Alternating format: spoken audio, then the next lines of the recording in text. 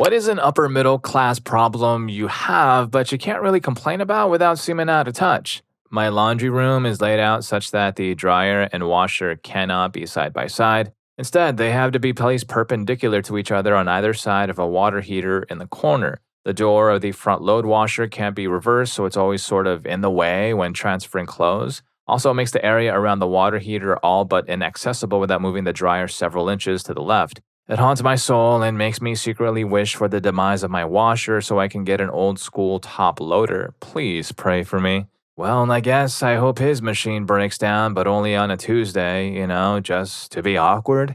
Story 2. My mom likes to book cruises and gets great deals because she gambles in the casinos on the ships. She pays my way to go with her about once a year, and I pick up the incidentals.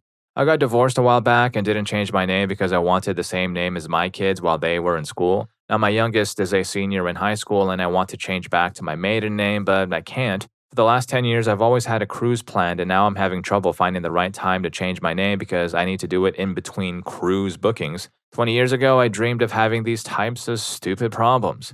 Story 3. I can't stand how lonely and unwalkable my neighborhood is. It's the kind of neighborhood where everyone has 3 stories in their houses and multiple cars parked in the driveway. Everyone has a yard with blooming flowers, and there are so many trees everywhere. You can hear so much wildlife at all times. My mom has a few gardens around with fresh veggies, and it's the kind of place where people leave their car doors unlocked. It's very nice, middle-class, suburban neighborhood. But I absolutely cannot walk anywhere. It would be nice to just have one coffee shop within walking distance or a public park with a swing set that I don't have to drive 10 to 15 minutes for. Story 4. I own my house outright at 35. I was able to buy it with cash. That's only because my dad passed away and I was able to sell my childhood home. And I didn't want my childhood home because it was 100 years old and I was exhausted from the stress of handling stuff for my dad when he got sick and everything was broken in the house. So I sold it and bought a townhouse that requires little upkeep. I'm grateful that I don't have a mortgage, but I'd rather have my dad alive and healthy. I miss him every day.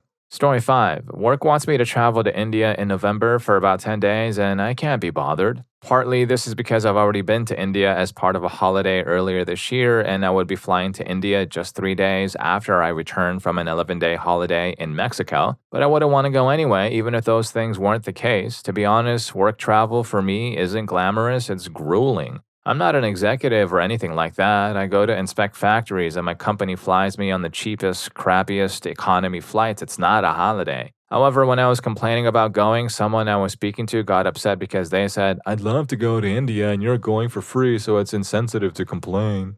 Story 6. We bought a lake house an hour away as well as a boat a couple of years ago. My husband and I are in our mid-40s with full-time jobs and 2 teenagers. Because we bought this house and boat and with active kids and sports, we really only get to fully enjoy it in the summer.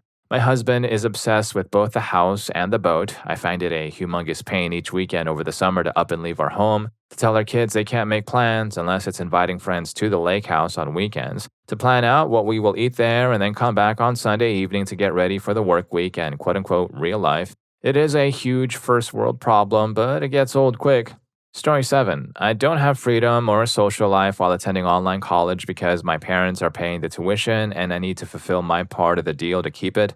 I think many people would trade places with me, especially since I've heard many have to work through their college years, but I'm so lonely. The sponsorship has some conditions for me to fulfill. Don't date anyone. My dad doesn't want any man to have intimacy with me. And don't pursue any group friendships because he deems a social life unnecessary. And it doesn't help that I live with mentally unstable parents who can be happy one day and then ensue chaos and wish you were not born at all the next. Nothing less to say, I'm just extremely lonely. Sometimes I'm looking forward to finishing my degree just to finally move out and start my life, although I am currently mourning the missed social life and networking opportunities. And if you wonder, no, colleges here don't offer housing benefits. It's up to you to find it, and the landlords can put any price they want. More often than not, it is abysmally high.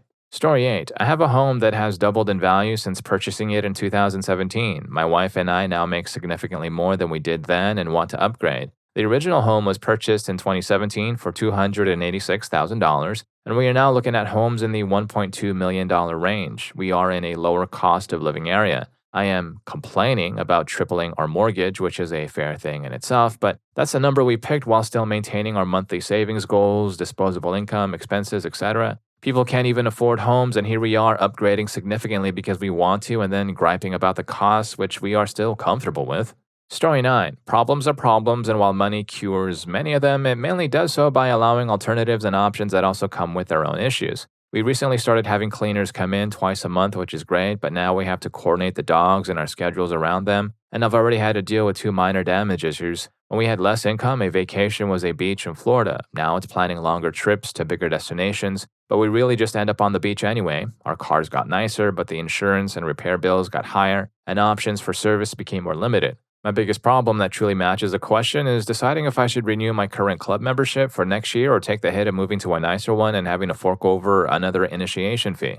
Story 10. My father passed away recently and left $6.6 million for my sister and me to split. In 2022, he put nearly 100% of his money into Dow Inc. It was trading at about $65. When I finally got control of the accounts and sold everything, it was under $30. If he wanted to yeet all of his money into a single symbol, the sensible thing would have been to put it into VT or VOO. My sister and I would have split more than $20 million.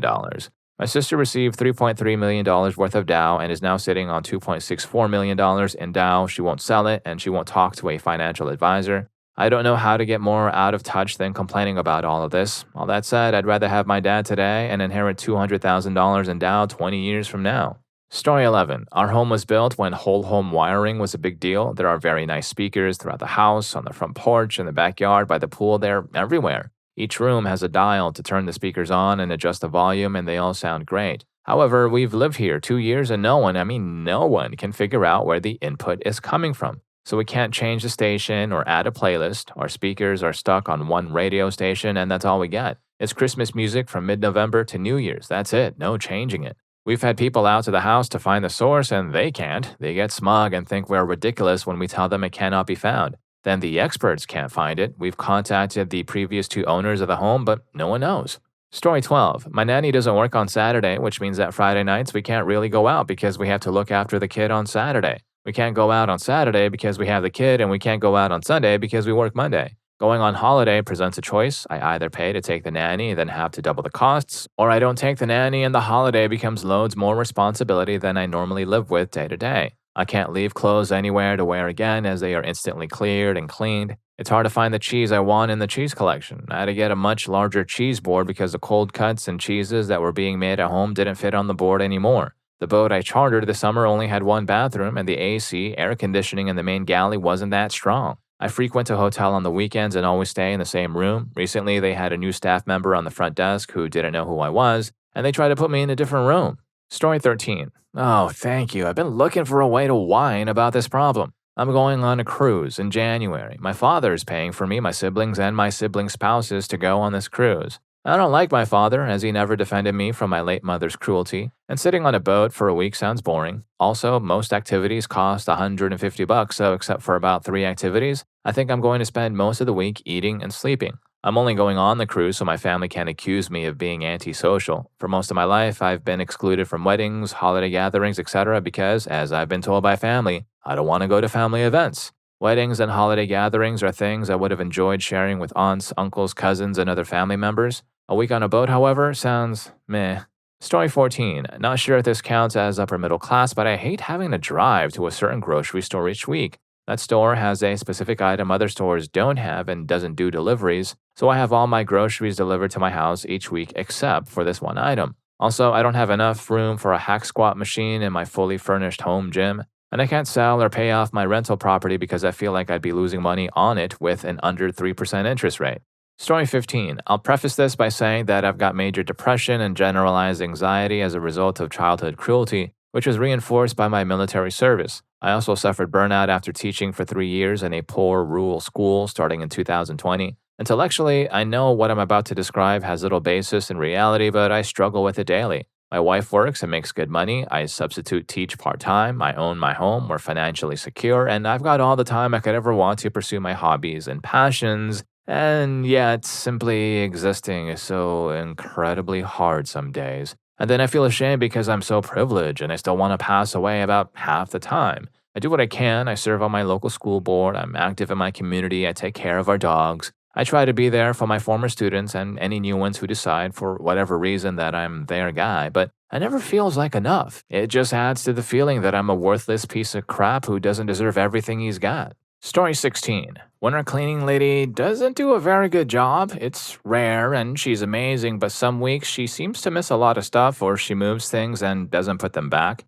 I was talking to a coworker the other day and said something like, ugh, our housekeeper didn't put my fan back where it's supposed to go, so give me 1 second. And she immediately replied, do you have a housekeeper? I said, yeah, but she only comes once a week. My coworker then shouted, you have someone clean your house once a week? I was like, I should never bring that up again to anybody ever anywhere. Story 17. My wife works at a private school. We get a discount on tuition so our kids can go there. We also apply for financial aid. With the aid and the discount combined, we end up paying about 20% of the cost of 2 full tuitions. Every year we get raises and our aid is lowered by almost the amount of our raise. So until we can afford the amount not covered by just the discount, we are basically stuck at the same pay. This has been the 5th year in a row where we've basically made the same amount of money because the raises just go to the school. It will most likely be 5 more years before we clear the need for financial aid. It sucks. We get a $3,000 raise and the aid amount is lowered by $3,000. It's already 15% of our income in tuition. I've had to sit down and decide if the school was best for my smart kid who thrives or my kid who struggles who gets the benefit of going there the most. Now we are almost in too deep because it is their lives, their friends, social circles, and pride are tied to the school. It would hurt them badly to pull them out. I skip lunch most days to save money. We don't vacation unless we do so with family who pays. I am the most successful person in my family and we are basically school poor. LOL. Story 18. I want to landscape my yard into a flower paradise, but I can't because the rest of the neighborhood has gone downhill so much in the past year. If it looks too nice, I'll be a target for break-ins and robberies, which have been occurring for a bit now. I have left the whole yard go to absolute hell, which wasn't difficult with a hot, dry summer. I originally bought the house so I could garden, now I'm afraid to. I can't sell the house because it needs indoor repairs I don't have money for, plus the market is crap. I'm starting to regret buying it.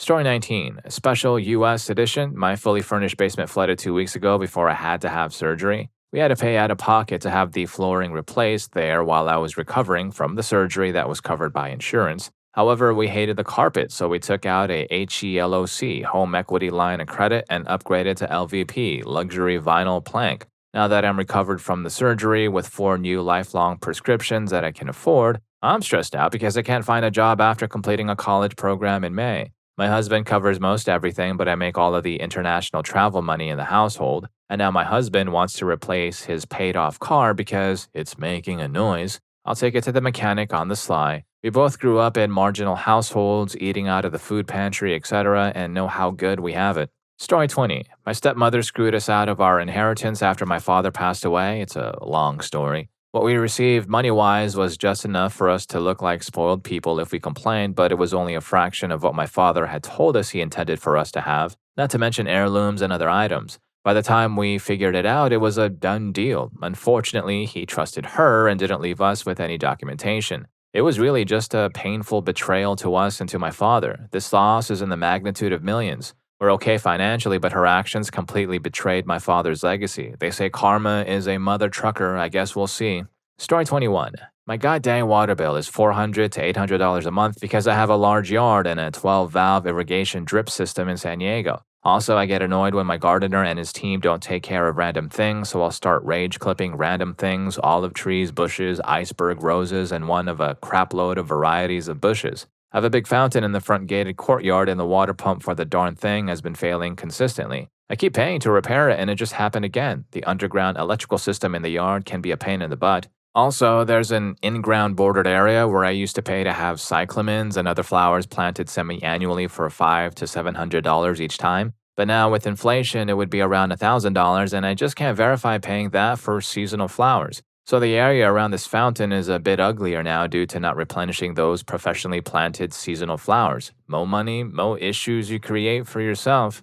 Story 22. We're in the market for a vacation home and I'm paralyzed by whether we should look nearby, the Hudson Valley, Jersey Highlands, Berkshires, or get something closer to my lovely aging mother who lives 1,000 miles away. It would be significantly cheaper near my mother in the southern US, so the cost of travel would be budget-wise offset by the higher cost of real estate nearby, but we obviously couldn't use the southern home as often. The decision is somehow impossible, and we've been immobilized for years. It's really frustrating. Story 23. We renovated the entire master bathroom only to realize when it was completed that the tub we picked was weirdly narrow. You couldn't sit in it and cross your legs or even spread them apart. Our contractor apparently never noticed the issue prior to or during the install. So we had to have it ripped out, buy a whole other tub, and redo the tiling surrounding the area and have the new tub put in. This cost an extra few $1,000s on top of what we already forked out. We tried to return the narrow tub to where we bought it from, but because it had been installed and ripped out, they wouldn't take it back. Then we tried to donate it, but because it was quote unquote used, no one would take it. It ended up going to the dump. Story 24. I recently realized that I haven't received a paycheck in several months. HR says I asked for a change to my direct deposit back in January. No, it was a scammer. They requested a change and submitted partially completed paperwork, just my name, through a random email posing as me, and HR processed it. It's a decent chunk of money. I work part-time and my check goes into an account that we only pull from when we need to, so I didn't notice right away. To add insult to injury, the CFO victim blamed me and said nothing could be done since I didn't catch it in time and then stormed out of the room. Thankfully, the CEO handled it professionally and insisted on filing police reports and submitting a claim with insurance. I can't complain about this without people thinking I'm bragging about not needing the money. I work part-time for a nonprofit. My checks are literally a tenth of my husband's. The checks were set up to go into a rainy day fund and intentionally ignored so that we don't spend it. Story 25. When, in the span of 3 weeks straight, I had a weekend trip in Vegas, went to the coast to see my in-laws, and was at the beach for a week in California, and the third week my husband and I were in Mexico on vacation with my family. My close girlfriend was venting to me about work and things going on in her life. When she asked about me, I was going to say how stressed I was trying to find a dog boarding resort for my pup while we were in Mexico and how exhausted I was from being so busy. Instead, I kept my mouth shut because I'm honestly so blessed. I was like, I'm grateful to have these as my issues, and I was about to sound so out of touch and so crappy. Story 26. Owning 2 properties and having a stable roof over our heads. I always feel horrible when hearing about what people are going through trying to find a place to live at the moment. The last time our investment property lease was up for renewal, we refused to increase the rent just because we didn't want to contribute to the problem. We also just got back from a 2-week international holiday, and while we were away, we had to cancel our weekly housekeeping and the people who come in to cook our HelloFresh meals every weeknight.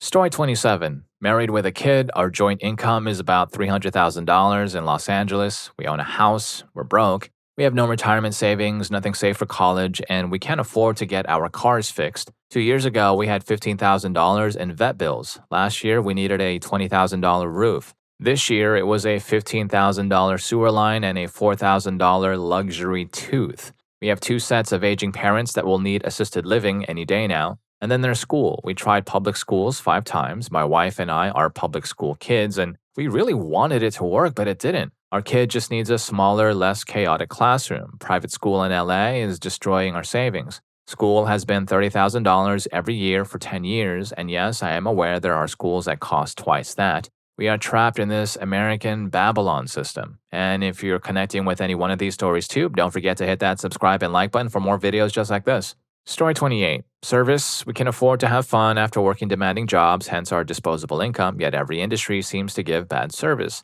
I just worked 70 hours this week and would like a medium steak. You have no idea what medium means, do you? You work at a steakhouse. No, you're right. Give me full body language of hatred and a completely condescending tone after I ask to have it cooked properly or try to order something else. Right, and I owe you 20% of the bill after all that too? Hey, Mr. Tire Repair Store Clerk, I have a 2020 Chevy out there that needs 4 new tires. Oh no, please finish your FaceTime/Instagram scroll session, head down. Of course, I can go out and get a photo of the plate and the door. Well, what kind of tires do you recommend? Oh yes, I'll ask the tire installer. He's busy, right? And you wouldn't know anything about tires. Yes, I can Google the tires and pull them from the racks in the garage. Yes, I'll pay the old tire dump fee. Your one-word responses and reading from the screen have been wonderful today. Here is $560 for the tires and $320 for installing them. Right, the iPad swivels and asks for a tip everywhere.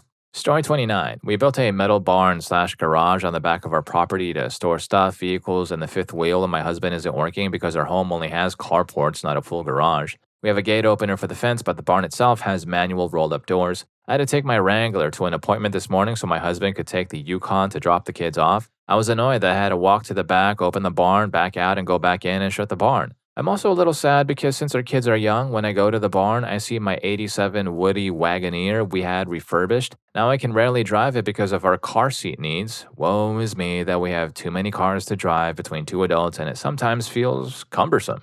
Story 30. I'm trying to adopt a dog since my last one passed away a while back. I've tried all the rescues and they want to do home inspections, which really weirds me out, so I don't pursue any of the places that have not big dogs. If I go to the shelters, it's all big dogs. I don't want a big dog. Nothing against big dogs. My last dog lived almost 17 years, and if this next one does, I'll be pushing 70. I want to be able to lift or carry them when they need help as they age. I'm afraid I might not be able to do that as I age. I don't know if this is middle class out of touch, but pets in general and their care are not cheap. Most rescues around me are trending towards requiring pet insurance. Also, getting a dog from rescues is like storage wars for dogs. It's insane. If you don't have an approved application on file and immediately set up a meet and greet, they get snatched up in a matter of hours. It's taken all the fun out of finding a new hairy roommate. There it is.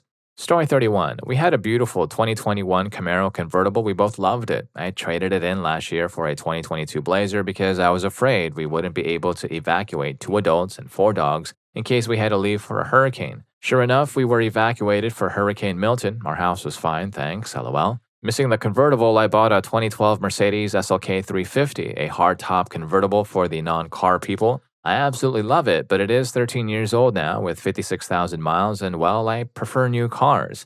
This discussion actually came up this weekend with the wife as we passed a Mercedes dealership. Should we spend the money and have some of the SLK problems resolved? The clear coat is failing, needs a paint job, the leather could be refreshed, etc. Or get out while it still has some value and into a CLE 450 formatic cabriolet. Plus, a two-seat roadster isn't very practical. I'm probably going to buy the CLE in the next year before I can't get a gas engine anymore. I only complain about it to friends in similar financial situations and tax brackets. Story 32. I genuinely love wildlife, especially tropical marine life. My parents had me tag along on a trip to the Maldives in 2022, and I was actually quite bummed that most of the northern atolls don't have really healthy coral. I made a sad post about it, and a former classmate recently called me out saying I sounded privileged, that I was able to go to the Maldives. Only about 1 in 20 people in a room have the opportunity to go there, and I just did not think twice about that at all, then felt bad. I guess my love for wildlife overlooked the costs of going there.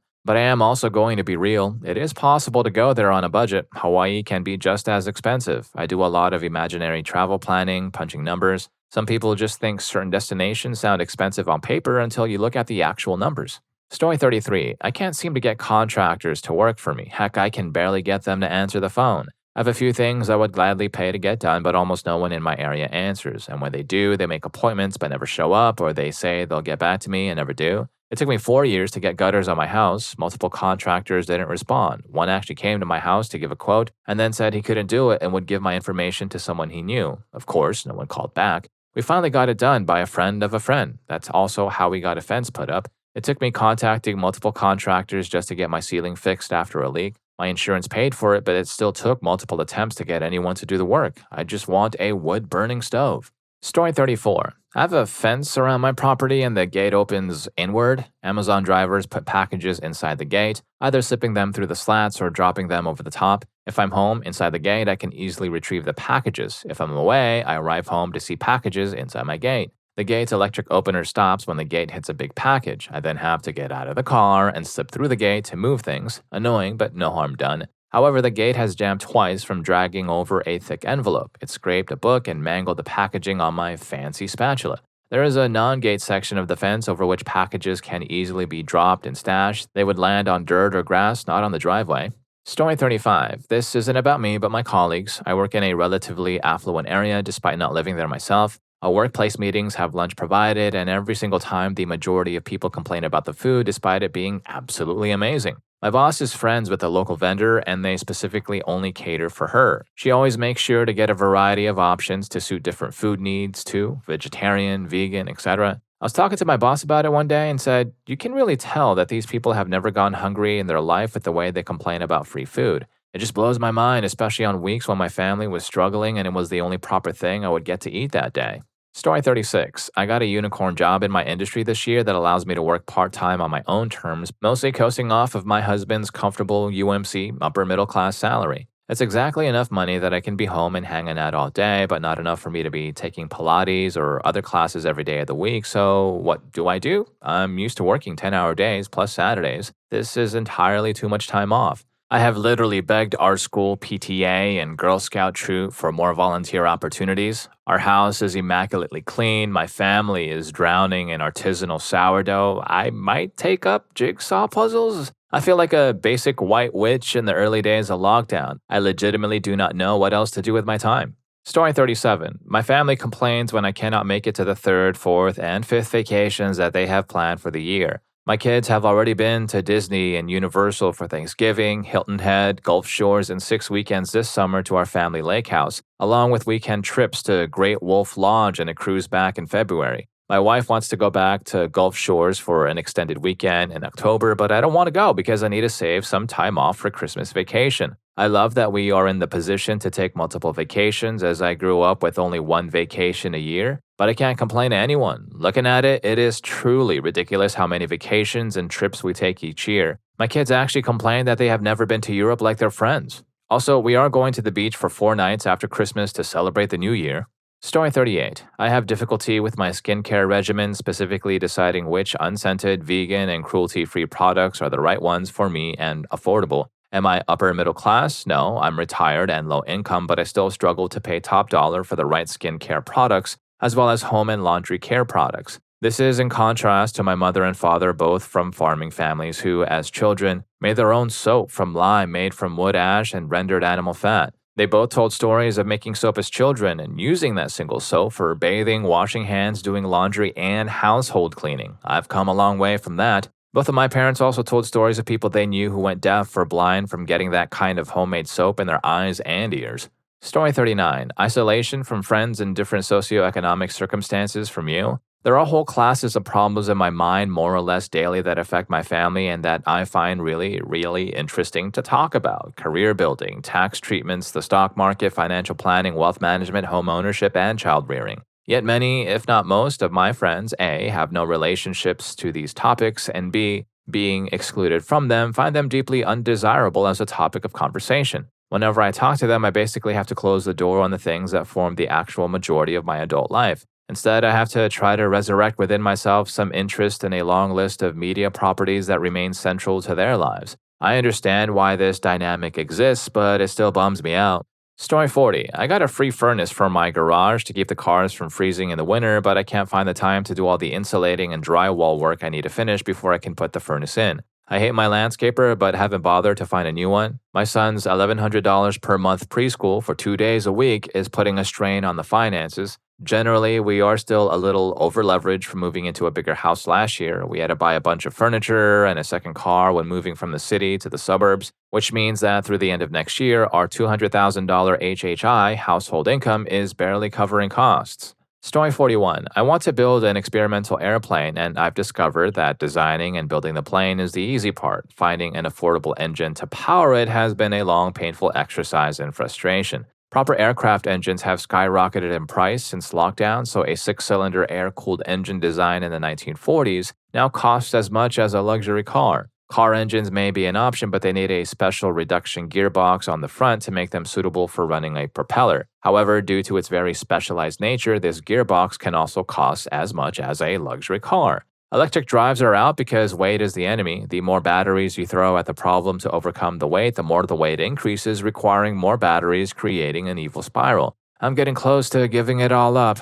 Story 42. My small children really enjoy riding their electric tractors, and we have enough land to make it interesting. The tractors are a bit kiddie though, and although the drive is good and fast, the wheels are plastic rubbish. I modified the drive wheels on one tractor with nailed-on bike tires, and the traction is much better. For the other one, I was hoping to retrofit proper air tires, but it's much more complicated than I hoped, as the drive has a weird gear fitting and isn't directly driven from the axle. So one child is sliding all over the place like Mario Kart, whilst the other is doing wheelies from the grippy bike tires. It's just frustrating that the product could be so much better with a few tweaks, but at least my 6-year-old can already reverse around a corner and parallel park.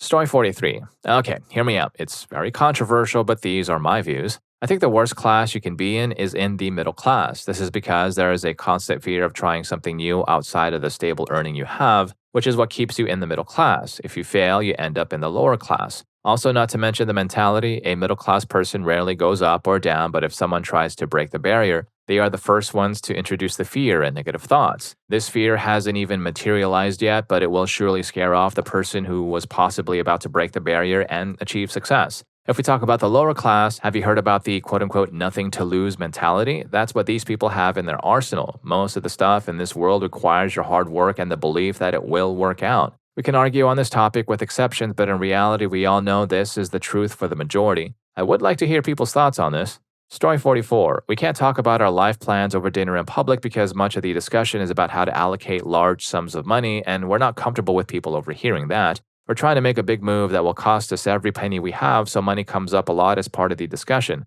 We're extremely privileged to be able to even attempt this, but most of the money is coming from our home equity, and we're working on very slim margins. It's actually because the money is so tight that it's such a hot topic of conversation, but random people don't know that, and it would be a bad time if we gave the wrong person the wrong idea. But yeah, money is so tight right now, it's super hard. Story 45. I'm constantly caught in the middle of a conversation that my wife refuses to have with our household staff about how she likes her laundry done. She has a million opinions on this subject, but is scared of expressing them to the people she pays to do her housework. Instead, she complains to me in microscopic detail at random intervals, and I have to try and remember everything and relay it. I can't really address this with her properly without pointing out that she's being a bit cowardly and maybe needs to grow a pair of whatever she's currently lacking. I mean, I love her so much, but this is draining. Emotionally and mentally, it would be less work just to do the darn laundry myself. Story 46. I have 3 cars, but, and I feel like a redneck for saying this, only one is working. I was doing some engine work replacing the valve cover on my 2013 Mini and discovered Saturday that I have a mouse in the car somewhere. I found shredded paper on the floorboard. The car has been sitting for a while, so I can't do the work and not pay someone else. Thankfully, I'm almost done. A friend recommended an ultrasonic device to get them out. After my Mini is fixed, I need to get my 88 beater truck working. It has no AC. Thankfully, I have a 3-car carport for them all to be under. Sometimes being single has its advantages. On a different note, they're running fiber out in the country, and I should be able to upgrade to it in about 2 weeks. I've been using Starlink. I had DSL and was paying for 50 megabytes per second, but was only getting 30. The tech that installed mine said he was only getting 10.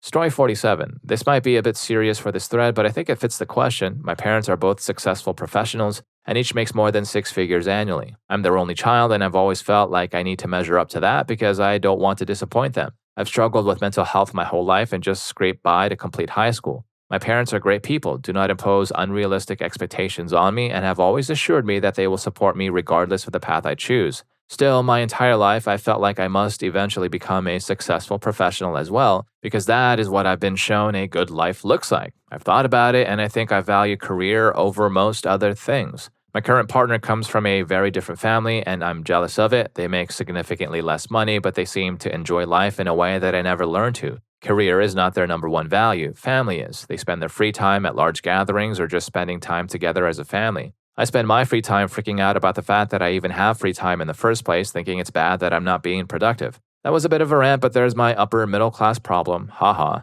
Story 48. I'm making more than I ever have, and we still don't have enough for savings, vacations, eating out more than maybe twice a month, etc. We could sell our house and move to a cheaper cost of living area, but we don't want to move our kids from their good school district. I say this not to complain, but mostly in disappointment. I busted my butt to get where we are, and it feels like it will never be enough, despite our diligent budgeting, cheap vehicles, and penny pinching. I can't imagine how squeezed people feel who aren't as fortunate. Story 49. My wife and I were some of the first people in our development. The builder is kind of a craphead and did a ton of janky work, and it cost us $100,000 out of pocket for after-the-fact fixes. Some of it was safety or basic functional stuff, like we had no water for summer and no heat over the winter. And our stair rails were so loose my 1-year-old popped them out and could have easily fallen off the second floor. We looked into taking them to court, but there were so many issues that we were told it would be nearly $100,000 in court fees just to make them pay, so it's not really worth it to us. We found that out after going after them on multiple individual issues with lawyers. Now, as people move into the neighborhood, the builder points at us as the insane complainers, which isn't the case.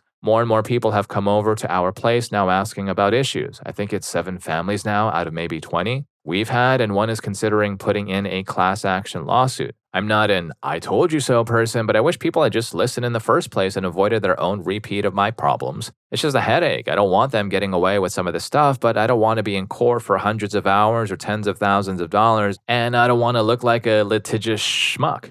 Story 50. I divorced my ex wife about 8 years ago and wrote her a ridiculous check so I could hang on to my business. She was kind about it and could have gotten much more. Times were tough for a year or two while I started on my retirement again. There were no big purchases or trips. A few years later, I went to pick up my son and she showed me a painting she had bought, an abstract building with a fire escape, maybe 18 inches by 12 inches. She always liked art, and I thought, well, it's her money now, not ours. If she wants to blow a couple $100s on art a kid could do, oh well. Then she said it cost $1,700. I had a leftover panic attack. I don't think I'd spend that if I had $10 million in the bank. Story 51. My wife was touring the chemistry building at the college she was going to attend for some classes and complained that it was depressing, like the public school she had to take her SAT at. I was called out when I complained that I hate going to restaurants where I need a valet in my car by a friend who said, geez, I wish I could afford to eat anywhere they have a valet.